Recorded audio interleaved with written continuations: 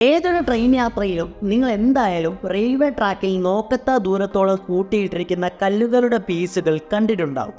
ഒറ്റ നോട്ടത്തിൽ അത് ഏതൊരു കൽകഷ്ണങ്ങളെയും പോലെ സാധാ പാറക്കൽ കഷ്ണങ്ങളാണെന്ന് തോന്നും. പക്ഷേ നിങ്ങൾ സ്ഥിരമായി ട്രെയിനുകളിൽ യാത്ര ചെയ്യുന്ന ആളാണെങ്കിൽ ഏത് രാജ്യത്തായാലും ഏത് സ്റ്റേറ്റിലായാലും ആ കല്ലുകളുടെ ഷേപ്പും ടെക്സ്ചറും ഓൾമോസ്റ്റ് സെയിം ആയിരിക്കും എന്ന് മനസ്സിലായിട്ടുണ്ടാവും.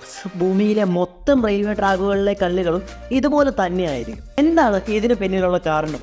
എന്തായിരിക്കും? ഒറ്റ നോട്ടത്തിൽ വലിയ പ്രാധാന്യമൊന്നുമില്ലാത്ത ഇങ്ങനത്തെ കുറേ കല്ല് കഷ്ണങ്ങൾ ലോകത്തിലെ മുഴുവൻ റെയിൽവേ ട്രാക്കുകളിൽ കൂട്ടിയിട്ടിരിക്കുന്നത് നമുക്ക് നോക്കാം.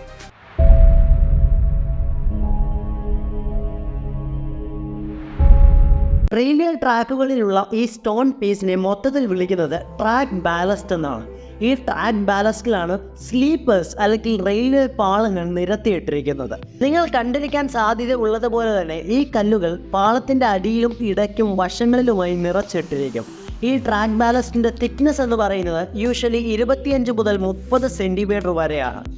റെയിൽവേ ട്രാക്കുള്ള ഓരോ സ്ഥലങ്ങളുടെ പ്രകൃതി അനുസരിച്ച് ഈ അളവിലും മാറ്റങ്ങൾ ഉണ്ടാവും.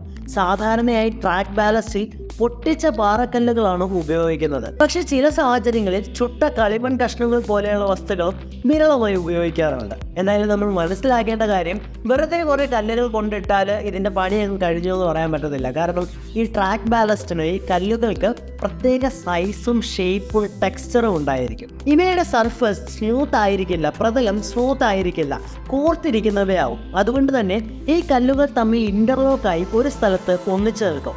ഇതിനു പകരം സ്മൂത്ത് ആയിട്ടുള്ള ഉരുണ്ട കല്ലുകൾ ഉപയോഗിച്ചാൽ ഒന്നിനു മേലെ ഒന്നായി തെന്നിപ്പോയിക്കൊണ്ടേയിരിക്കും.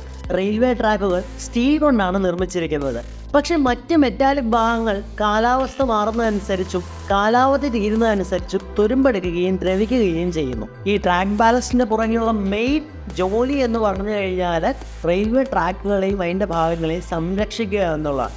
അത് പല രീതിയിൽ ആ ജോലി ചെയ്യുന്നുണ്ട്. ഒന്നാമതായി സ്ലീപ്പേഴ്സ് അല്ലെങ്കിൽ റെയിൽവേ പാലത്തെ ഇളകാതെ കാത്തു സൂക്ഷിക്കുന്നു എന്നുള്ളതാണ്. ദിവസവും യാത്രാ ട്രെയിനുകളും ചരക്ക് തീവണ്ടികളും ഒക്കെയായി നിരവധി ട്രെയിനുകൾ റെയിൽവേ പാളത്തിൽ കൂടി കടന്നു പോകാറുണ്ട്. അതുകൊണ്ട് തന്നെ ഈ പാളങ്ങൾക്ക് വലിയ രീതിയിലുള്ള പ്രഷറും സ്ട്രെസ്സും ഒക്കെ താങ്ങേണ്ടി വരും. പാളങ്ങൾക്കിടയിൽ ഈ ട്രാക്ക് ബാലസ്റ്റ് ഉള്ളത് കൊണ്ട് തന്നെ വലിയ ട്രെയിനുകൾ പോകുമ്പോൾ പാലങ്ങൾ ലാറ്ററലി അനങ്ങാതെ പിടിച്ചു നിർത്താൻ സാധിക്കുന്നു. ഈ ട്രാക്ക് ബാലസ്റ്റുകൾ ഇല്ലെങ്കിൽ കോൺസ്റ്റന്റ് ആയിട്ടുള്ള പ്രഷർ കാരണം ഈ പറയുന്ന പാളങ്ങൾ ഇളകാനായിട്ട് സാധ്യതയുണ്ട്. അത് വലിയ അപകടങ്ങളിലേക്ക് നയിച്ചേക്കാം. രണ്ടാമത് ഇതിന്റെ ജോലി എന്ന് പറയുന്നത് ലോഡ് ഡിസ്ട്രിബ്യൂഷനാണ്. ട്രെയിനുകൾ വളരെയധികം ഭാരമേറിയവയാണ്. അതുകൊണ്ട് തന്നെ ട്രാക്കിലും സ്ലീപ്പേഴ്സിലും വലിയ രീതിയിലുള്ള പ്രഷർ എക്സേർട്ട് ചെയ്യും. ട്രാക്ക് ബാലസ്റ്റിലെ കല്ലുകൾ കൂർത്തതായതുകൊണ്ട് അവ തമ്മിൽ ഇന്റർലോക്ക് ചെയ്തു നിൽക്കും. ഈ രീതിയിൽ ട്രാക്കിലേക്ക് അനുഭവപ്പെടുന്ന ഇമ്മൻസ് ആയിട്ടുള്ള ഭാരം ട്രാക്ക് ബാലസ്റ്റിൽ മൊത്തത്തിൽ ഈക്വൽ ആയിട്ട് ഡിസ്ട്രിബ്യൂട്ട് ആവും. ഇതിന്റെ മൂന്നാമത്തെ ജോലി വൈബ്രേഷൻ കുറയ്ക്കുക എന്നുള്ളതാണ്. ട്രെയിൻ നീങ്ങുന്നത് മൂലം ഉണ്ടാകുന്ന വൈബ്രേഷൻ ഒരു പരിധിവരെ ട്രാക്ക് ബാലസ്റ്റ് അബ്സോർബ് ചെയ്തെടുക്കും.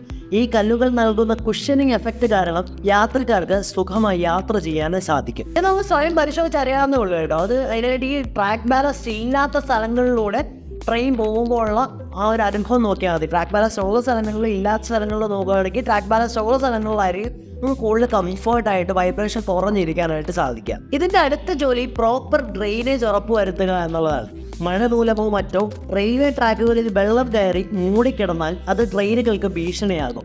ഈ സമയത്ത് കല്ലുകൾക്കിടയിലൂടെ വെള്ളം ഊർന്നു പോയി ട്രാക്കുകളിൽ വെള്ളം കെട്ടിക്കിടക്കുന്നില്ലെന്ന് ട്രാക്ക് ബാലസ്റ്റ് ഉറപ്പുവരുത്തും. ഇതില്ലെങ്കിൽ വെള്ളം കാരണം ട്രാക്കിന്റെ മെറ്റലായിട്ടുള്ള ലോഹഭാഗങ്ങൾ വേഗം തുരുമ്പെടുക്കാനും സാധ്യതയുണ്ട്. പിന്നെ മറ്റൊരു ജോലിയാണ് ട്രാക്കുകൾക്ക് ചുറ്റും ചെടികളും മറ്റും വളർന്നു നിൽക്കുന്നില്ല എന്ന് ഉറപ്പുവരുത്തൽ. പാളങ്ങൾക്കിടയിൽ പുല്ലോ ചെടികളോ മറ്റോ വളർന്നു നിന്നാൽ ട്രാക്കിന്റെ സ്ട്രെങ്തിന് അതൊരു ഭീഷണിയാവും.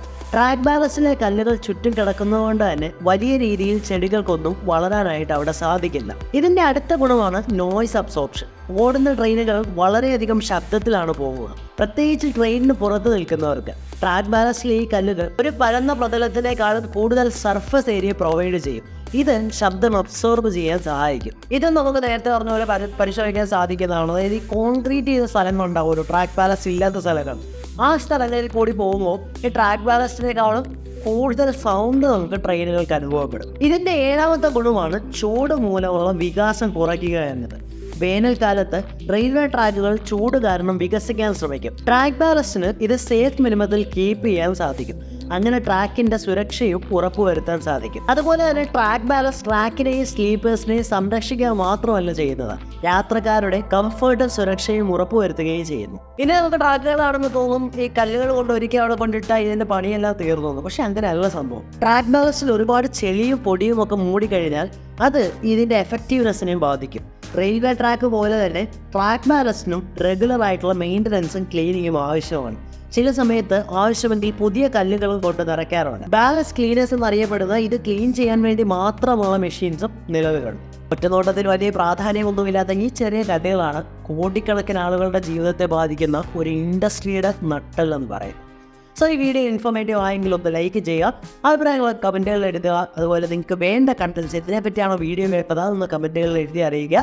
ഇതുപോലുള്ള വീഡിയോസ് ഇനി കിട്ടാനായിട്ട് ചാനൽ സബ്സ്ക്രൈബ് ചെയ്യുക. Stay case.